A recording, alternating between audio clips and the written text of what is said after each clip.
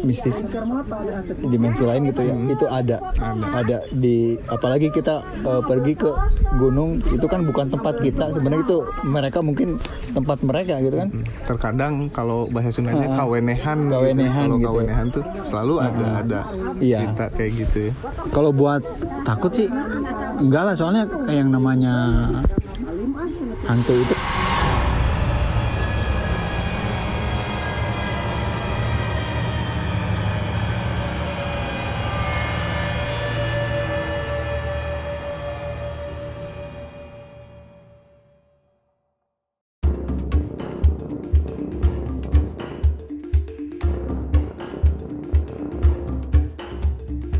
gitu. Ngomongin cerita mendaki gunung, punya cerita mendaki gunung unik apa, Mang? curhat ya. Curhat gunung ya? Iya, sesi curhat gunung. Pernah di Gunung Slamet. Waktu itu sekitar tahun berapa? Tahun 2016 kalau nggak salah. Itu ke gunung itu konyolnya kan kita beli tenda tuh. beli tenda jam 4 sore tuh. Jam 6 pas pulang ke rumah berdua tuh sama temen si Hari. Jam 6 itu kita nyobain tenda yuk. Ayo kita ke Tampomas. Katanya kan bosan di Tampomas dulu katanya. Yang agak jauhan dikit. Pokoknya pikir berencana lah itu kita ke Slamet ya. Oke. Jam 6. Iya, jadi mendadak beli tenda habis itu jam 6 sore. Jadi judulnya kita itu waktu itu nyobain tenda. Nyobain tenda. Jam 6 sore baru berangkat. Ya, nggak ada rencana sebelumnya. Iya, ke Gunung Slamet. Slamet Jawa Tengah ya. Jawa Tengah. Berdua tuh kita naik. Berdua. Cuma berdua. Kita ngambil jalur yang sengaja, emang kita sukanya yang sepi-sepi kan. Kita ngambil jalur Guci karena jalur itu katanya jarang. Jarang. Kadang waktu itu saya ngobrol sama di base camp itu kalau jalannya itu kadang-kadang suka saking jarangnya suka ada rimbun-rimbun, jadi si jalannya itu ketutup lagi. Ketutup lagi sama semak-semak gitu. Waktu itu nggak kayak sekarang gitu. Iya, jalur Guci ya. Jalur Guci Tegal.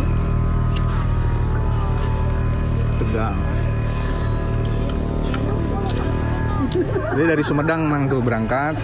Iya, dari Sumedang berangkat. Pakai motor apa? Pakai motor. Pakai motor. Konyol kan? Konyol. Nginep dulu. Enggak nginep kita. Jadi pas kesana itu jam 6 nyampe ke base camp. Jam 7 kita langsung naik. Jam 7? Jam 7 kita langsung naik. Jam 7 malam langsung naik? Langsung naik. Kita kan sebelum nyampe ke base camp itu kita udah belanja dulu, udah siap lah. Jadi jam 6 ke base camp. Langsung jam 7 naik. Berdua tuh. Teman saya itu kan karena dia mantan atlet silat ya. Jadi fisiknya kuat. Jadi di jalan itu kita berangkat berdua ya. Tapi di jalan masing-masing, sendiri-sendiri karena dia jalannya cepet. Sendiri-sendiri tuh. Hampir kepisah tapi nggak terlalu jauh apa? Jauh. Soalnya waktu trekking itu pas saya ketemu dia itu, dia udah pasang tenda. Dia udah pasang tenda, saya baru nyampe. Atlet silat cuy. Atlet silat. Iya. Kalau cerita seremnya itu aman lah, waktu kita naik ke atas aman, cuman waktu itu agak gimana ya, aja nyesalnya itu pas nyampe ke atas, cuman ketika ngambil foto satu jepret doang mati itu HP. Jadi fotonya cuman satu di atas itu. Barang bukti teman saya cuman satu foto, HP mati.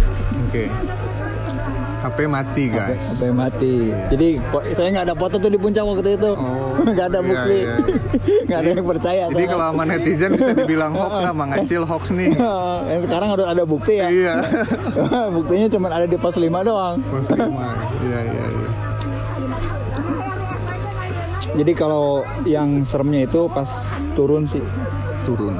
Pas turun juga itu udah lewat pos 1 malah itu udah mau ke arah perkampungan. Ada perkebunan warga.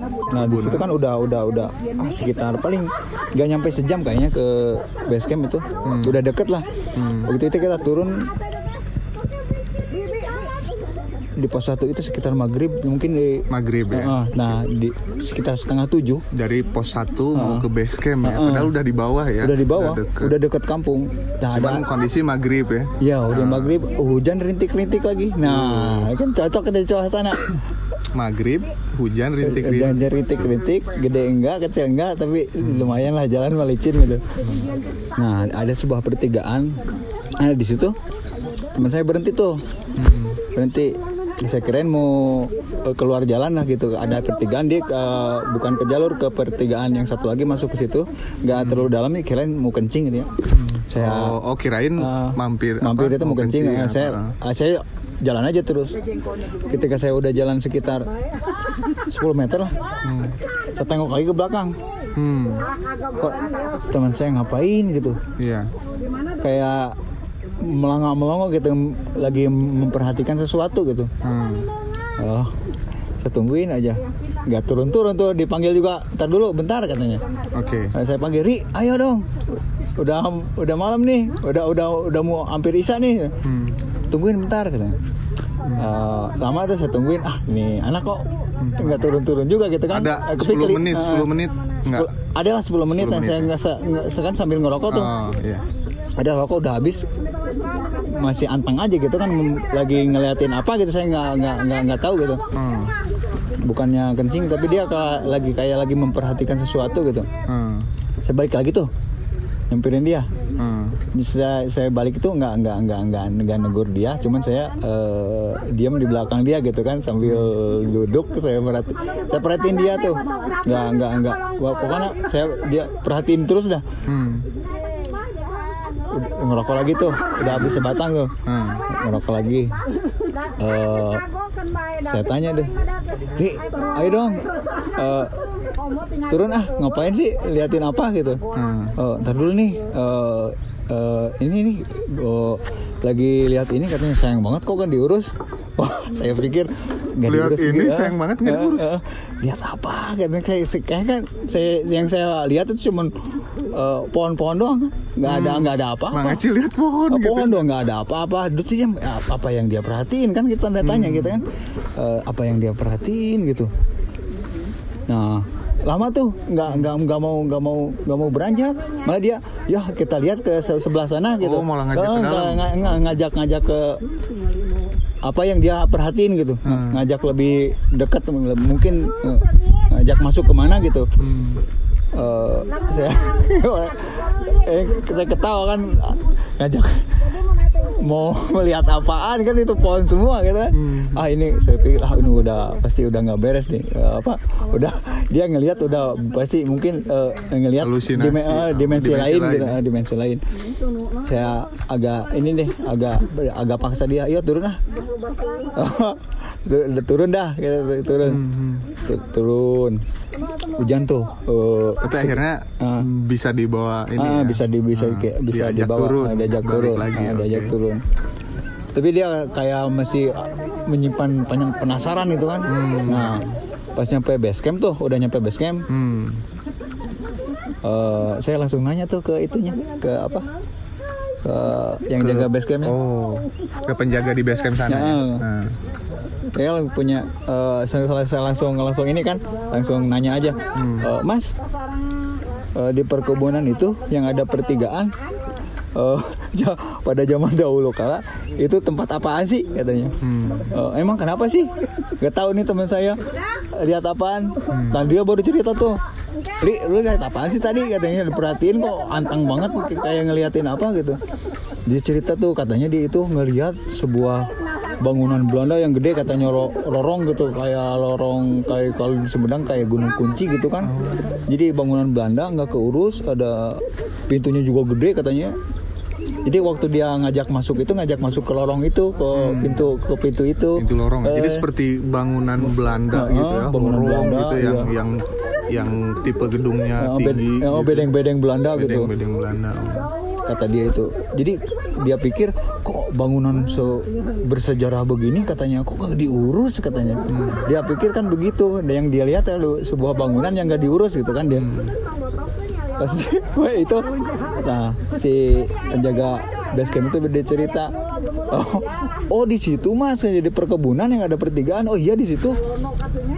Dia cerita tuh, jadi Mas itu sebenarnya emang sih suka ada yang aneh-aneh itu sebelah situ, katanya dulunya itu tempat pembantaian waktu penjajahan Belanda di situ, di perkebunan itu. Di kaki Gunung Slamet itu ya. Berarti di situ juga mungkin ada sejarah-sejarah ini juga ya, zaman-zaman Belanda gitu. Iya. Dan itu Mas Hari ya tadi yang temannya Mas Hari yang menceritakan itu ya. Mas Hari yang melihat itu. Temen Sohib ke gunung, dia kan di Tagana juga. Berarti apa? Emang Mas Hari itu punya apa semacam indigo atau?